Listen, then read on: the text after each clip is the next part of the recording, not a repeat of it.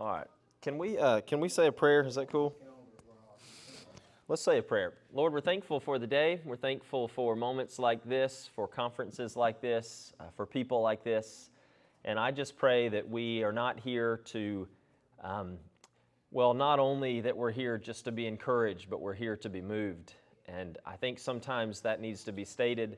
And I pray that we are moving people, that we have some zeal and passion to do the things that the apostles did, to do the things that your son did, to do the things that Paul did, and that we understand that with every breath, that's an opportunity that we should not waste.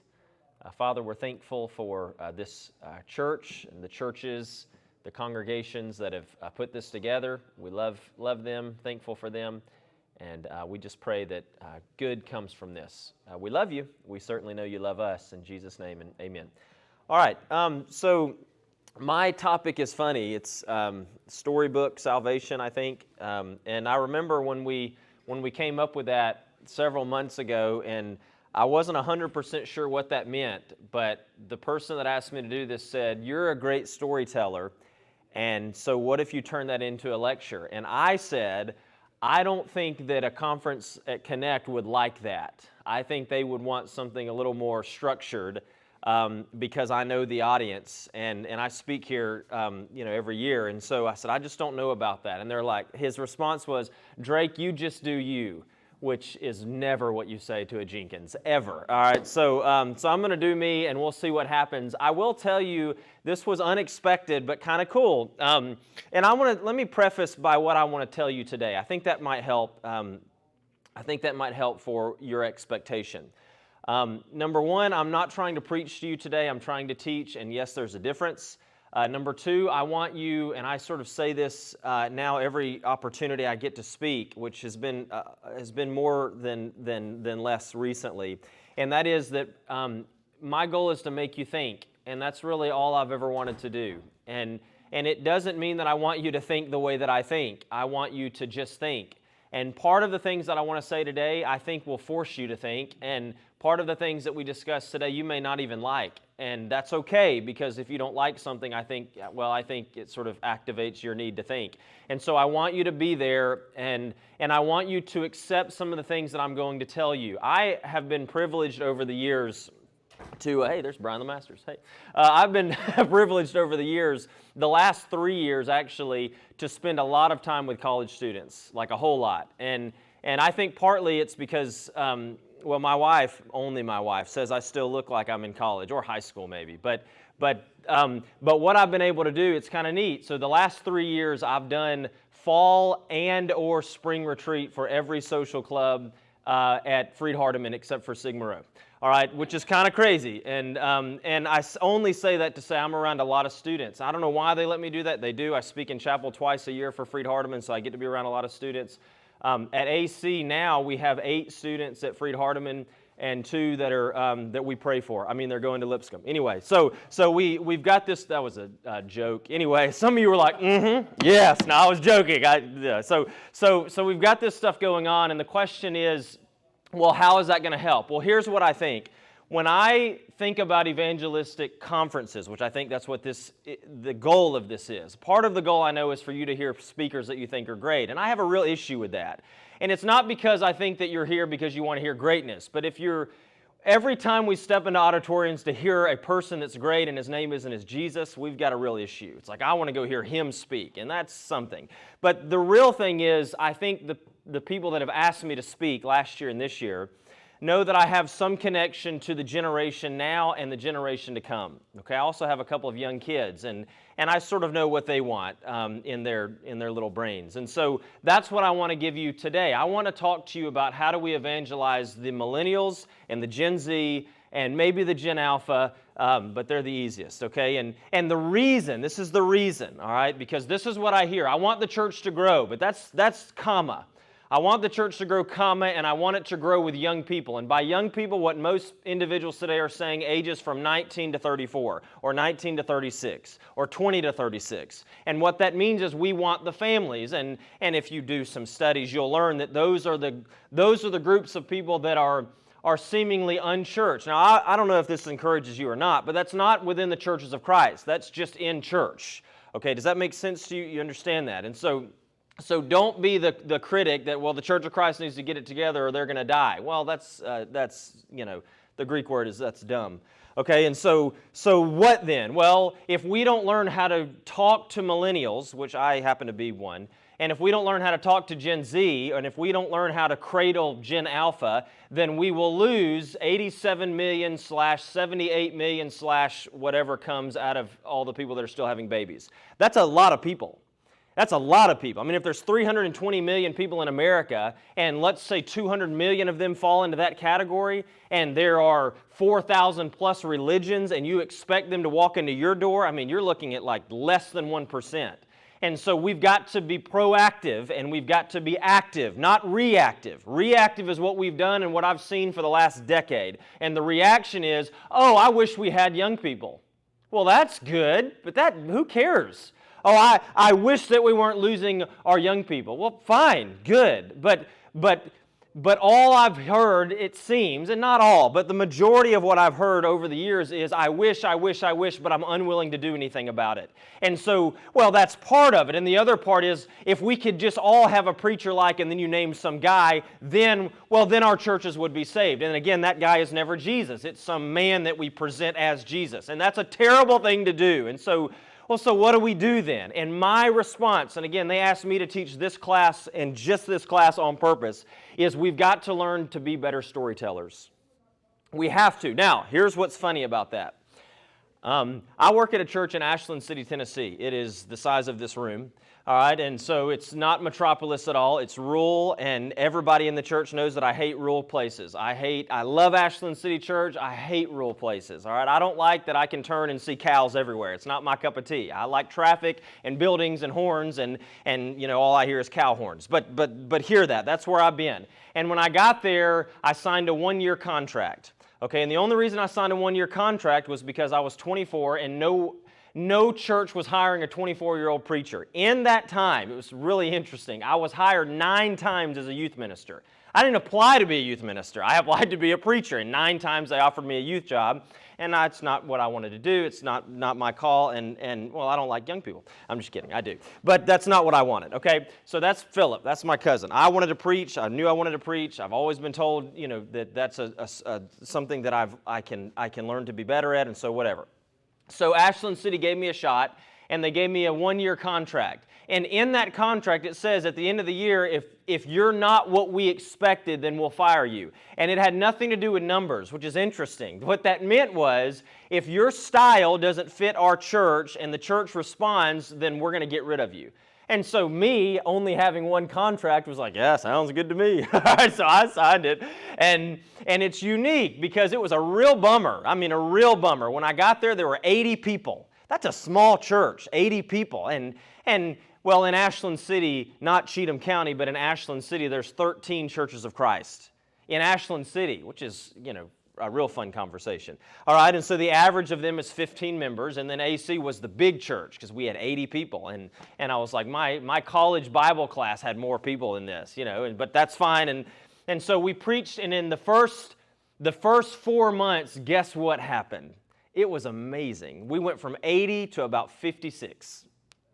Yeah, it was terrible. And so I prayed to God and said, show me the path because preaching ain't it. I just knew it. And I thought I should change my last name too. I mean, this is not for me. And so I did what some preachers do. Maybe I should get into sales because apparently that's what we're good at. I should sell insurance. I didn't know what insurance was, but I was going to sell it, okay? And so I prayed about it. I sat down with the elders, and this is what I told them. Obviously, I'm not working here. It doesn't make sense. We're losing people. And this is what one of my, his name's Tim Shivers. He's still an elder. His son was at Freed with us. He's my best friend in the world. And this is what he said. I know why we're losing people. And I said, okay, what? And he said, because you're not being Drake. That's it. You're trying to be, and he started naming family members in my life that were all, 50 and older. You're trying to be this, this, this. And I said, yeah, I know that's what I did at Freed. That's all I did at Freed. I got up there and I learned to shout louder than any other preacher, and I learned to say the points that were all alliteration like all the other preachers, and I would tell people that I know famous preachers, and that's what I did, and I always wore a suit, and I always had a tie, and I always had my shoes shined, and that's what I did, which is great, and it's fine. There's nothing against it, and you can do that and grow a church, but you can't grow a church when you're not, well, you can't grow something when you don't know who you are. You can't. And that's true about a person, and that's true about a church. And so that's when, well, similar to what the person said that gave me this opportunity, just do you. Well, so I got up there and I started telling stories because, well, when I look at the Synoptic Gospels, there's 13 that are just repeated stories that go on and on and on. And if you look at the Synoptic Gospel, Matthew, Mark, Luke, and, well, Luke, Acts, and you read through those stories, what you read is 41 times in 3 books, which blows my mind that when Jesus told stories 41 times, they were amazed or they were astonished. Now, when was the last time you were sitting in church and after a song you were amazed or you were astonished, or after a prayer you were amazed and you were astonished, or after a sermon you were amazed and astonished, not because of alliteration in a poem, but because they said something that made you think, I can be better than what I'm being? And the answer is very, very seldom. Because what we've tried to do is become people that we're not, and the other side is, or only talk about what was. And you want to learn how to kill a church? Talk about you trying to be like older people, and I don't mean the members, I mean some older preacher that was, or just stand around and talk about the glory days that happened in the 40s and 50s. That will kill a church. Now, let me be very clear. I'm thankful for the 40s and 50s. You know, I wasn't alive, but I hear great things. Okay, and I'm thankful for people like my grandfather who were a part of some big, big movements. But you know what I think, y'all? If my grandfather were here right now, I think he would say, stop preaching the way that I preached. That's what I think he would say. Because I was preaching to save a generation in front of me, not a generation behind me or before me. And that's what we're missing. And I think that's storytelling. And so, well, long story short, when I finally learned just to be me and not worry about making sure that I got 100 passages in every sermon versus just getting a pericope in every sermon, well, God did some cool things, and we went from 66 within 7 months to 270. And it was a really cool work, and it had nothing to do with really the preacher that was standing there, but the fact that the church said, let's do what this community needs. And that's, I think, what we need to do in the church. And this is an evangelistic conference. And so I could stand up here and tell you how to be more evangelistic. Go and knock on doors. Well, that's a fine thing to do, but, well, you should read the statistics about how people don't like that anymore. And it's because, well, culture is less safe, and so to knock on doors today is different than it was knocking on doors 30 years ago, and that's just true. And so it's like, well, we should do online, and then you have a fun conversation about, well, online people are lazy, and so, well, we shouldn't do online. Well, we should do online, because what if there's the one person that needs it online, and all of the conversations, and we talk, and we talk, and we talk, and we do nothing, and then we say, why is the church dying? I have the simple answer. Do something. Just do something. Don't talk about the churches that you think are bad and liberal. Stop wasting your time with that. Who cares? You do something. Don't talk about what the church was 1,000 years ago or 500 years ago or 5 minutes ago. You do something. Don't talk about the preacher that once stood up and was able to do X, Y, and Z. You do something. That's really the answer. I mean, today I was driving here from Ashland City, and, well, I actually live in Jolton, which is a town. All right, and so I was driving through Ashland City, and I got a call. I left a little bit early because I had to run to the church building because we're doing a promotion Sunday tomorrow, and I had to blow up some balloons because that's the job of the preacher. And so I was doing that, and I had a couple come in that's been with us for a year, and I assumed that they were Christians because they've been with us for a year, and we have Christians that come to our church. All right, and so they showed up, and they were in, the man was in bright swimming trunks, and I remember that because I have eyes, and a t-shirt, and the girl was wearing a wetsuit, which I found intriguing.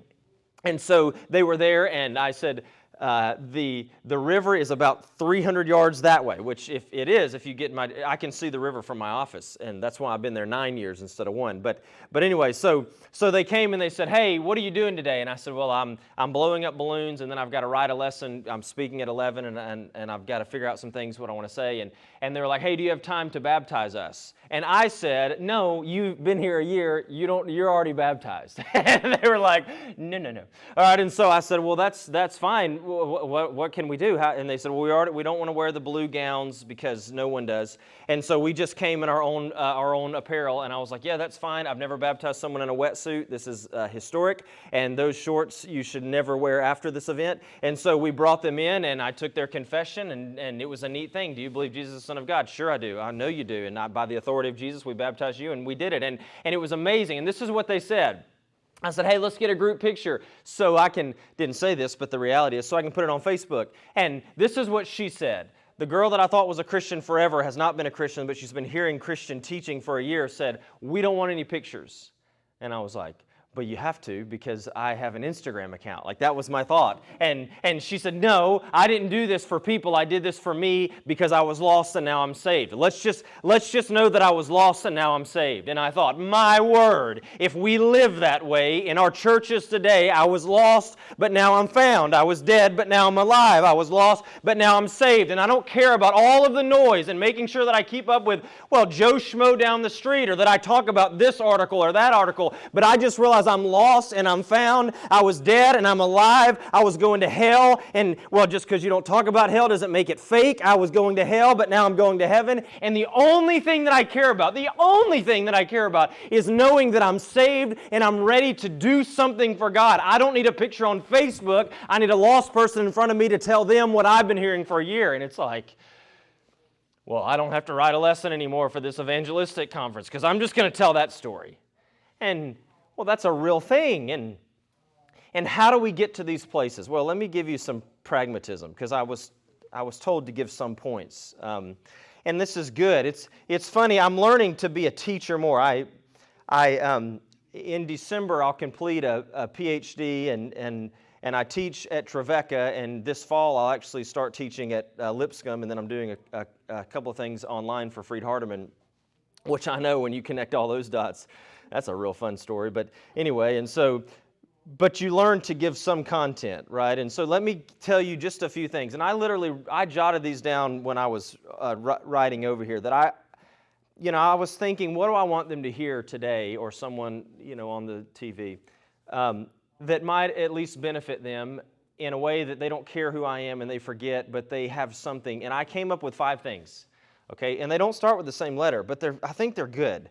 And if you're a preacher, I want you to hear these. If you're not a preacher, then I feel like, I didn't do my job to help you, because these are very preacher-specific. So this is what I think in telling your story, because, again, that's how we're going to save a generation, is be real. That's all this generation cares about, genuineness and being authentic. Honestly, I have polled hundreds of students across all religious waters.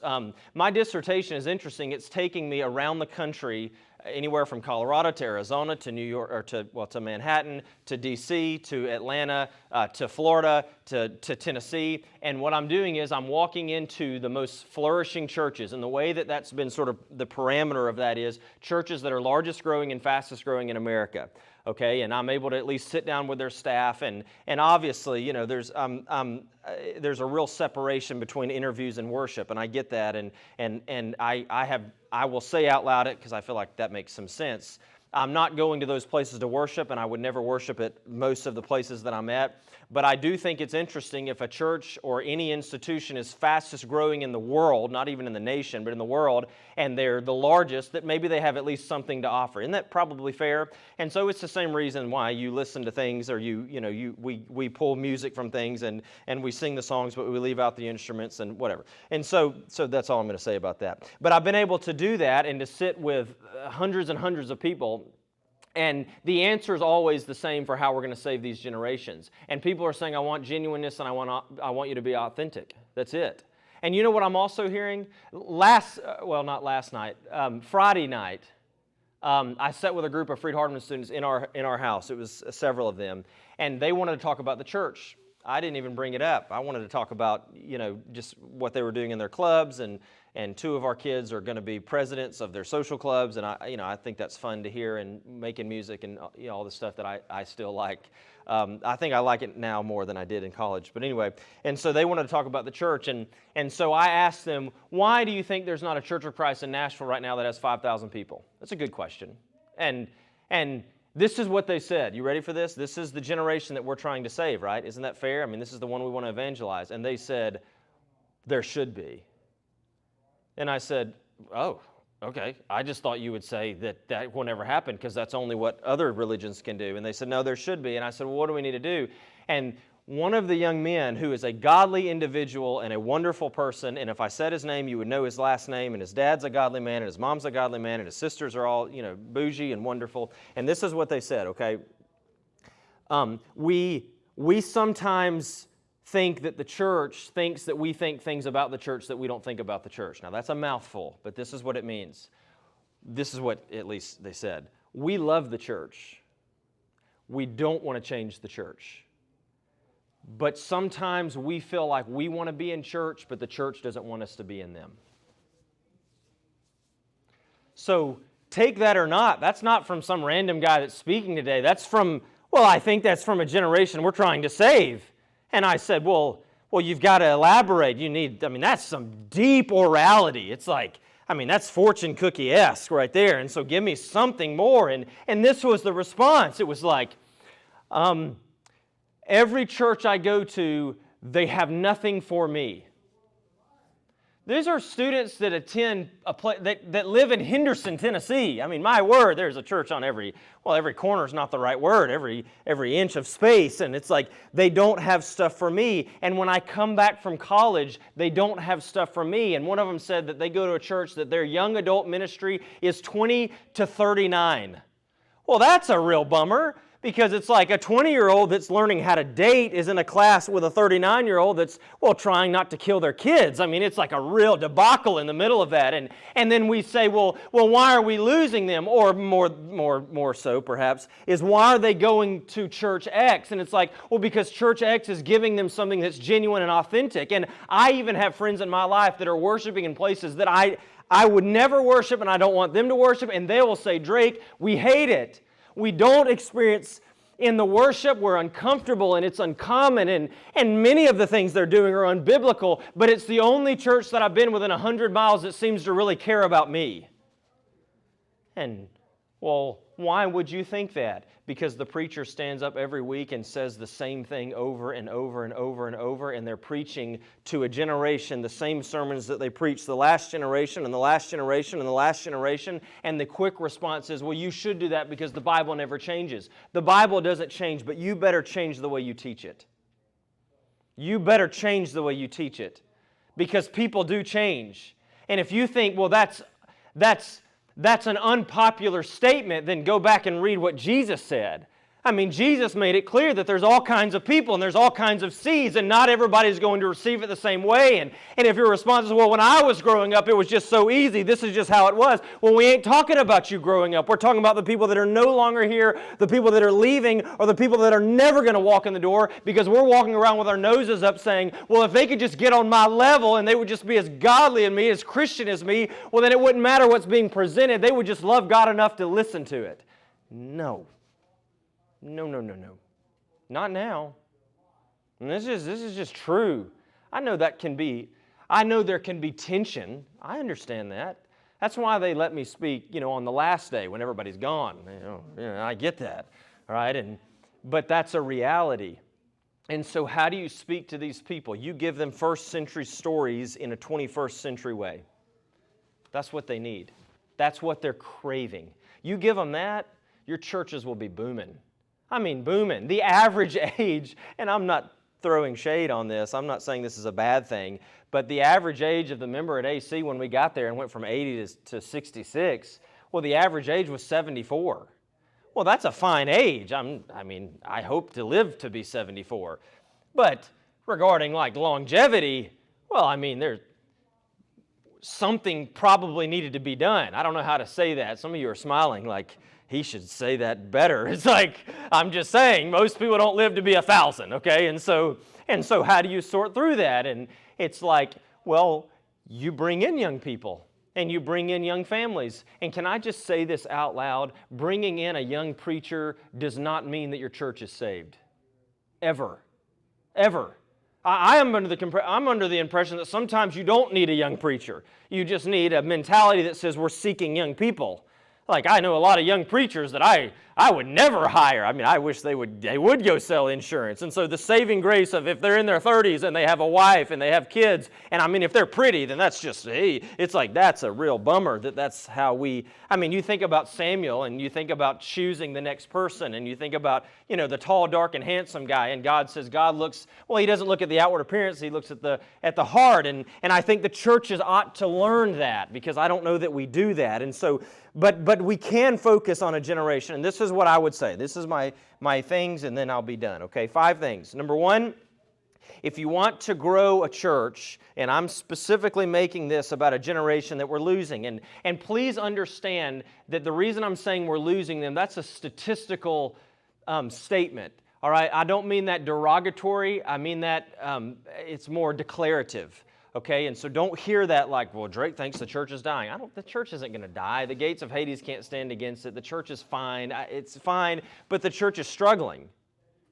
That's true. And churches of Christ are struggling. That's absolutely true. And you know it if you go to a church. I mean, you know that. And so, and partly it's COVID, and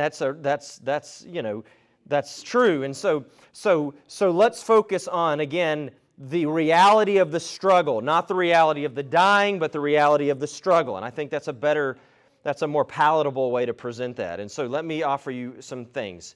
Okay, number 1, you need to try to appear more normal. And I mean that exactly how I'm saying it. In churches, you need to try to appear more normal. And the reason I know this is true is because I never did this until I learned to do this. Y'all know any preachers that when they stand on the pulpit, you don't recognize them, and then when you get down from the pulpit, you recognize them again? Y'all know anybody like that?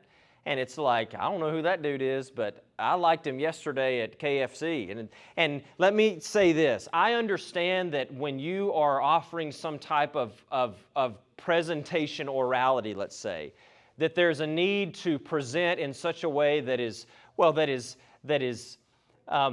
interesting, right? And I can appreciate those types of things. I really can. But I think that's something that preachers ought to at least consider. Are you the same person? And you've heard that all of your life, and yet nobody does it. And so that's something. The other thing is the audience. You should try to appear normal.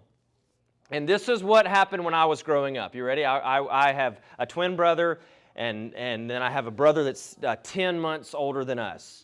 And so you should pray for my mama. That's exactly right. I know what's in your head. Yes, you should. And mom was a single mom, and so that's a lot of stuff. And this is what our church looked like. Go into Roebuck Parkway and then go into wherever we moved. And it was always crazy because there were 3 boys, and we were basically all the same age, and we all had big personalities. And well, me and Ren picked on Blake a lot, and that was fun. And so that was always happening. And so this was the car ride driving to church. You big dummy, and pulling hair, and don't look at me. And he colored on, I used to color on Blake's stomach with a crayon. I don't know, but I did. And so he colored on me again, Mom, and Mom's driving on I-65. You big, and when we get to church, y'all better act like y'all love each other. And what would we do? We would walk into church, and we'd be ready, and we'd be set, and we'd have our Easter, suits that are yellow because that made sense. And we would walk in, and how are y'all doing? And my mom would say, we're doing wonderfully today. Oh, it's so wonderfully to see you. And that was the response, because when you're in church, you better look like that. I mean, you better look like everything's perfect,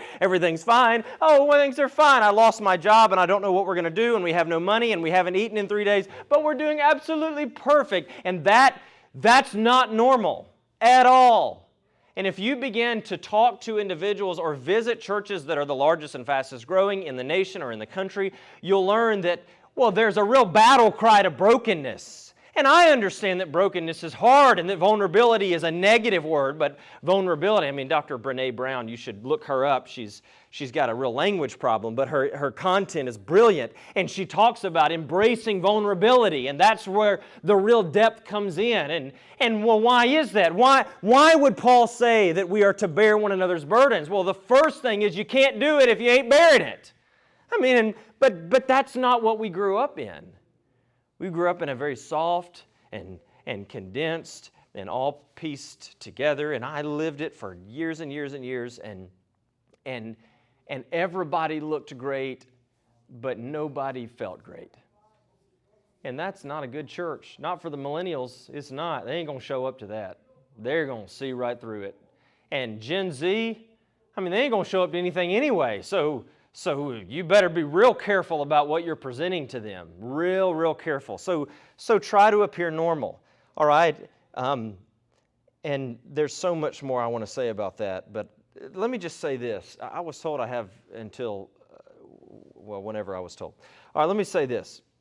Psi Chi is a social club at Freed-Hardeman, which is where you should go if you want to go to heaven. All right, and so they do something where they all stand in a circle, and it's brilliant. It's absolutely brilliant. And they all have these little cards, and they're blank. You know, they're like blank. And they write their struggle on the back, and they chest it. You know, nobody can see it. And then they just sort of have a moment where they're all in a circle, and you understand the point of a circle is that they're all looking at everybody can see everybody. And then they sort of take a moment of just silent prayer, and everybody just bows their head, and they're praying about their one thing, and then they expose it. And it's beautiful. And you see like realness, and it gives me chills in this moment just thinking about the realness. And my first thought when I saw that, when I was doing their retreat a couple summers ago, was, why have I never seen that on Sunday morning in a church? Well, because we're too busy making sure that everybody knows we're perfect. That's why. And by the way, the people in that group were the people that fit the mold of this generation that we're losing. And so try to appear normal. That's all. That's a good thing. Number 2, again, this is very preacher-specific. Approach the stage with zeal and excitement, not sluggishness or boredom. That's something I think you should do because it's a good thing. And this is what I mean by that. And again, as a researcher, I'm trying to offer you things that some people get real bummed out about.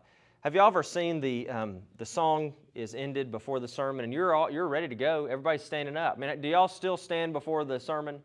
That's still in the Bible, right? Okay. All right. And so you're standing and you're ready to go, and then y'all ever see the speaker, and he'll walk up here just real casually and just get his stuff ready. Just getting my notes ready, make sure everything's good. 30 seconds have passed of silence. Good morning. Don't do that.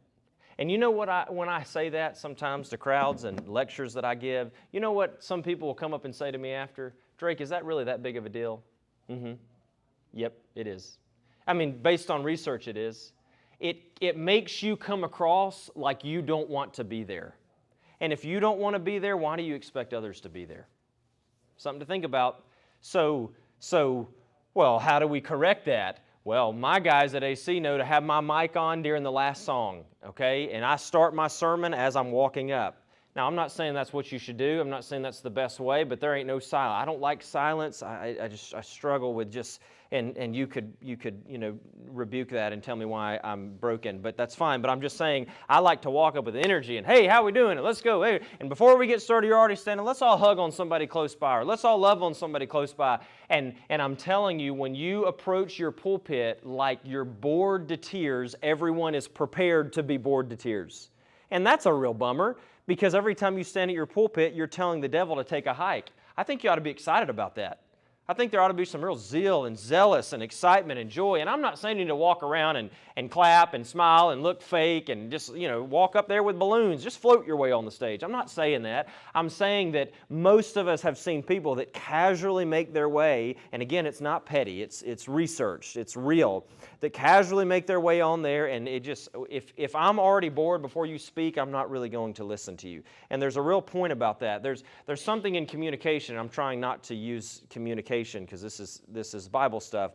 But there's something called ethnocentrism in communication, and what that means is you have a specific way of thinking and you're unwilling to change or even listen to someone else's way of thinking because you're so ethnocentrically focused on, I've done this, I've always seen this, I've always done this, my granddaddy did it, and his granddaddy did it, so I ain't never going to change, and what that person said is wrong because it doesn't fit, blah, blah, blah, blah, blah. And that's ethnocentrism, and that's a real shame because you'll never change and there's no growth in that type of mentality. But the idea is what if I was willing to walk up with energy if I knew that it would save a generation? You'd be willing to do that?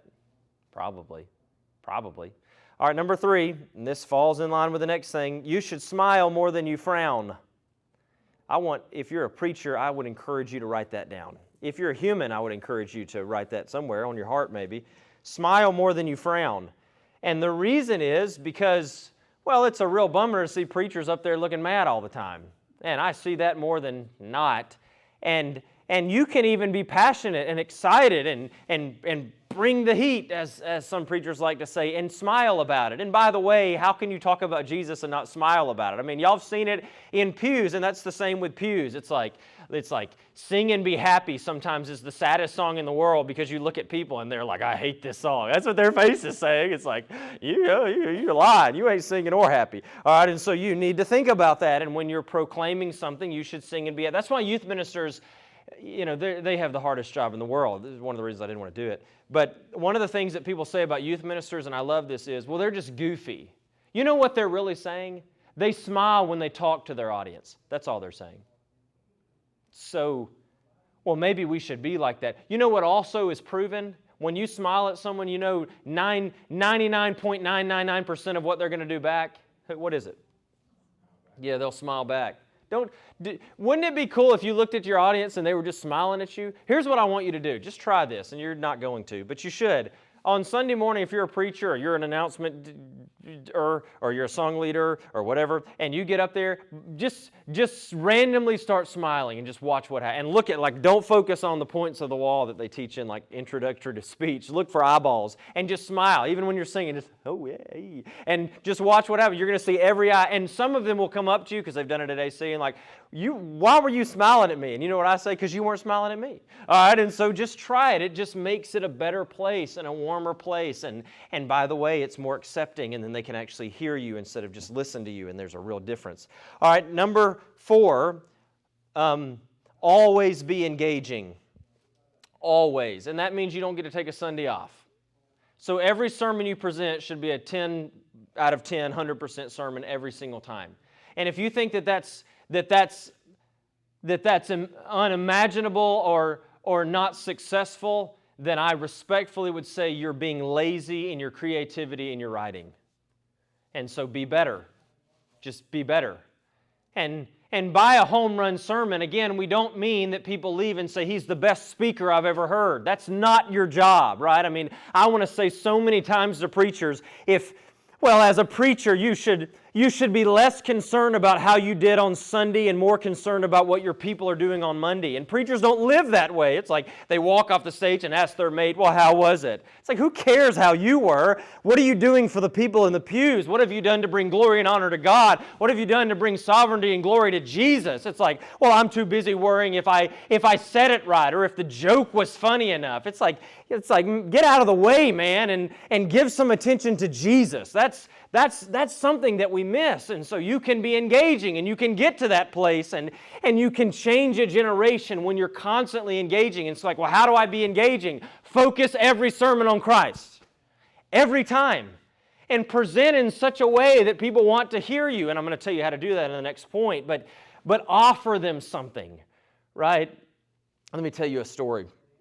And again, stories help. I mean, Jesus was the best at this. I was on a flight a couple of weeks ago in D.C., and I was actually there to see a family member of mine, and also I had an appointment to do some interviews with a group of leaders, and it was a fine thing. And so we were doing whatever, and so I was coming back, and my flight I don't ever check a bag. I just have a carry-on. So I've learned that, and some of y'all will think this is silly, but you only need to be at the airport about 15 minutes early. That's all you need, all right? So the 3-hour early people, God bless you.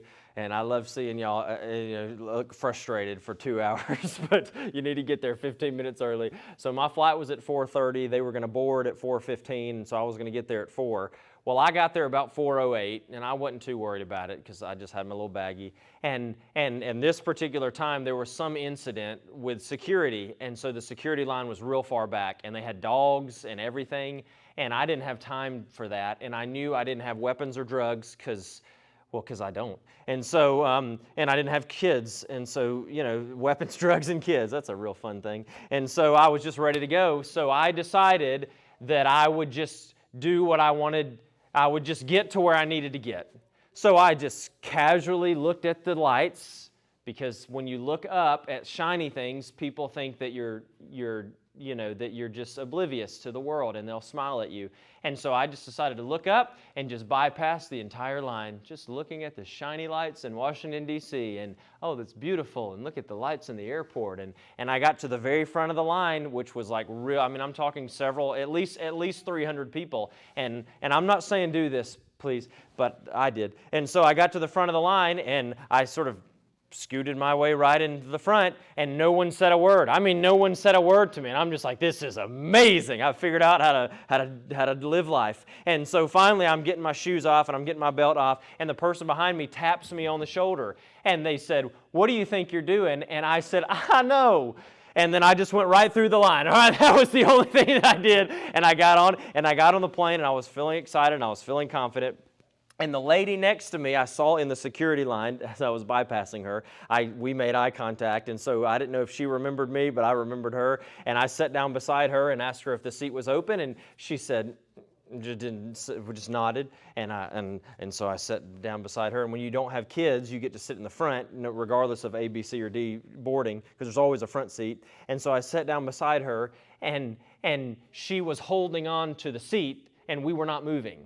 She was like we were taking off, like had just hit a mountain. But we weren't even, we were still boarding. And so I knew she was scared, and so I thought, well, I should probably help her. And so we took off, and and I just kind of looked at her, and I said, "It's okay, it's going to be okay." She never looked at me, never said anything to me, and I don't know why I told her it's going to be okay. I had nothing to do with it being okay. If we hit a mountain, it is what it is. And so, but it's going to be fine. I'm right here. She settled in and didn't talk to me the whole time, and I tried to engage with her. She didn't talk to me the whole time. Well, then we were going down, and the little speaker said, "Hey, there's going to be some turbulence." And that's a real bummer, because it's scary when you're falling in the sky, and that's essentially what you're doing. You're falling through air pockets, and it's falling. And so as soon as she heard that, she just grabbed the thing again. And so we're going, and we're shaking, we're going down. And so I decided she needs me in this moment. She was probably in her late 70s, and probably didn't need me, but I decided she did. And so I just sort of reached over, and I grabbed her little hand. And boyfriend, girlfriend held her hand like this. And I just held on to her. And she didn't say anything to me, and she didn't look over at me, but she clinched. She gave me a clinch, and that means we're dating now. And so we did, and we were going down, and we were just holding hands, and I'm sitting there making sure that this is okay, and we're going, and everything's fine. And so we get on the ground, and as soon as we get on the ground, she pulls away, and I was like, oh, maybe I shouldn't have done that. And so we're going, and we're doing our check, and we're getting there, so we're doing this, and finally we get off the plane, and she walks up to me, finally, after we're off the little tunnel thing, and she says this, and I love this, and again, I'm telling you this to tell you how to tell a story, because this will preach if you haven't picked up on that. She said, I was scared to death in that moment, and the only thing that I think I needed was someone just to reach out and hold on to me. I just needed someone to reach out and hold my hand. You think that'll preach? You think that might touch a generation that is so theatrical and so based on storytelling? And you know what? Can I say this out loud? And I mean this respectfully. That's not a ton of Bible passages, is it? Last I checked, I didn't give you one. But what if you took that story and you took it to Luke chapter 7, and you told about a sinful woman who came and barged into Simon's party, and she broke all of the rules of the ancient Near East just to lay at the feet of Jesus, and she had words that she prepared because she had heard about the woman caught in adultery and what Jesus did for her, and so if he can do that for her, my word, what he could do for me, and so she had all these words, but no words came out but her tears, and she let down her hair, which Jesus could have literally stoned her for letting down her hair, and she kissed him, which Jesus could have stoned her for kissing him, and she continually kissed him, and Jesus could have stoned her, and the party could have stoned her. And what was Jesus' response? Well, he paused and he told a story. Simon, do you see this woman? What a story. You know what he could have done? He could have given the Deuteronomic law and given at least 18 passages from the book of Deuteronomy, which is great. I'm not saying not to do that, but he could have given exactly 18 passages from the book of Deuteronomy that would have condemned her for coming into a party, for walking alone without a man, for letting down her hair, for touching someone, for continuing touching someone, for kissing a man that you're not married to, over and over and over and over. But what did he do? He paused and he didn't give her 1,000 scriptures. He told a simple story. Do you see this woman? And Simon said, oh yeah, I see her. And he said, no. Not do you see her, do you see her? Everything she's doing is everything you never do. Yeah, but I'm religious. Yeah, but I invited you here. Yeah, but I know the Torah and the Pentateuch. I've been quoting that since I was 12 years old. I didn't ask you what you know. I said, do you see her? And, well, that's a real good story. That seems more engaging for a generation that's seeking something more than me just getting up there and telling you a story about Luke chapter 7, which is a great story, or Luke chapter 15, which is a great story. But this generation needs, and you can call them lazy, and you can call them without depth, you can call them shallow, you can call them Joe Schmo for all I care, but I hope that we're past all of what they are and we try to say, what could we give them to help save them? That needs to be the question. The final thing, and I know we're done, and this is just important to me because it is, and I think our time is good, is you need to memorize everything that you say. Don't walk on the stage with notes. You need to be done with that. And that could be hard, I guess. I got an iPad. I haven't opened it yet, but I do have an iPad. If you need something in front of you, awesome. But everything you say, you need to memorize, including your Bible stories. Now, if you pick a specific, pericope is the wrong word. If you pick a specific group of text, then, well, most of those texts are going to be between, 7 and 18 verses. So just memorize those. That's not hard. It should take you about an hour. And by the way, if you read that on Sunday night to prep for the next week, and then you read it on Monday, and you read it on Tuesday, and you read it on Wednesday, and you read it on Thursday, and you just read it without trying to come up with your own points, the Bible will always give you points, always. It's crazy like that. It's like it's alive and active and sharper than any double-edged, someone said that.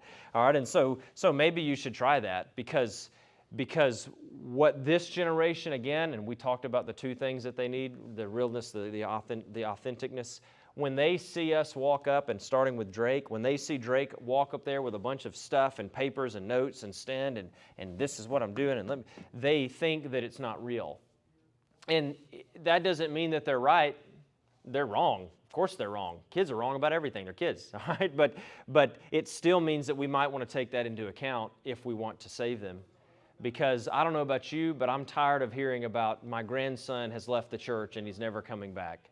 I raised my kid in the church, but now they're worshiping at church ABC that's not doing the things that the New Testament tells. How many of us know stories like that? Or I have a brother that is now an atheist, and he was raised the exact same way, but well, now no one knows how to speak to him because he's an atheist, and so let's just shun him out of the family. And we've got to do more. And I hope, and I said this, my goal in this was not to make you agree with me or remember me. My goal for this lecture was to make you think. This is what I want to leave you with. You've got to come up with something in your heart, and I believe it's already there. I believe that because you're here. But you've got to come up with something in your heart that says, they are more important than me. And that's so hard because we are creatures of habit. And if we've done it, it must be right because we've done it. And when we align that with someone that we love that's also doing it, then it's absolute. It's absolute. But I need to ask that question regarding evangelism and regarding saving a generation that needs to be saved, just like our generation needed to be saved, just like your generation needed to be saved. You've got to at some point say, yeah, but they're more important than me. Let's say a prayer and then we'll be done. Lord, we're thankful for this time. We're thankful for moments where we can think out loud together in a not a preaching setting, in a teaching type of setting, in a thought-provoking type of setting, in a classroom. And we pray that people understood that was the point, and that we'll all learn to not just say that we want to save people and not just say that we want to help save our friends and our children and our grandchildren, but we're willing to do the things that it takes to save them. And even if there's some discomfort, that we'll still be mindful of saving them.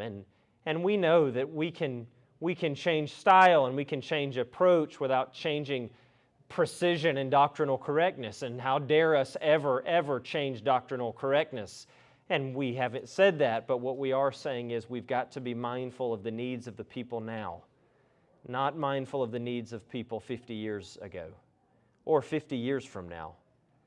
Father, help us to, in moments like this where it's hard to know, help us just to look to Jesus. He was the best at this. He gave the generation that He stood in everything that they needed. He said the things that were relevant to them, and He did it in a way that real change happened.